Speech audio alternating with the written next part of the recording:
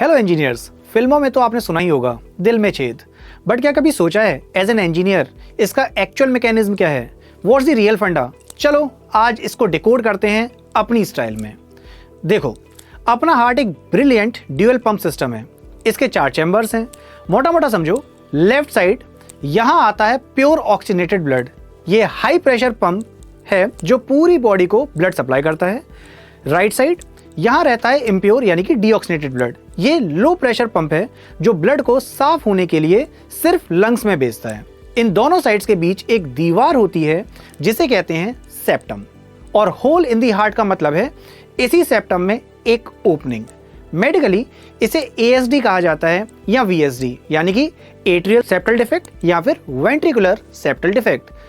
अब आओ इसे इंजीनियरिंग पर्सपेक्टिव से देखते हैं। इमेजिन एक heart as a complex fluid dynamic circuit. Left circuit ये है हमारा high pressure high purity line. इसका काम है मैक्सिमम आउटपुट देना पूरे सिस्टम को। अब ये राइट सर्किट जो है ये है low pressure low purity line, जिसका काम है फ्लूइड को प्यूरिफिकेशन यूनिट यानी लंग्स तक पहुंचाना। सेप्टम एक परफेक्ट इंसुलेटर और पार्टीशन वॉल इन दो सर्किट्स के बीच में होता है। अब सोचो, अगर इस इंसुलेटर में एक होल हो जाए तो इट्स बेसिकली अ लीकेज या फिर short circuit. Because of the pressure gradient, left side का प्रेशर ज्यादा होता है राइट साइड प्रेशर के कंपैरिजन में, तो हाई प्रेशर वाले सर्किट से फ्लूइड लीक होकर लो प्रेशर वाले सर्किट में चला जाता है।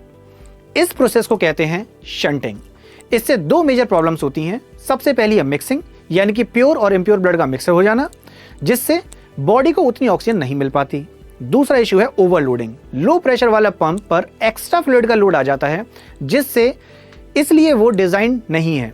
बेसिकली पूरे सिस्टम की एफिशिएंसी ड्रॉप हो जाती है। सो अगली बार जब आप होल इन द हार्ट बोलें तो याद रखना, it's a critical system failure, a faulty partition causing a internal leakage due to pressure difference which leads to a massive drop in the system's overall efficiency. Interesting, right? So ऐसे ही complex topic को simple engineering analogy से पढ़ना चाहते हो तो channel को फटाफट subscribe कर लो, बेल आइकन नीचे दे रखा है। और जाने से पहले आपके लिए एक होमवर्क क्वेश्चन है, blood flows from left side to the right side through the hole. Which fundamental principle of fluid mechanics primarily governs the direction of this flow? अपना आंसर नीचे कमेंट सेक्शन में जरूर बताना। लेट्स सी कौन सा engineer इससे सबसे पहले क्रैक करता है। मिलते हैं आप लोगों से नेक्स्ट वीडियो में। Keep engineering.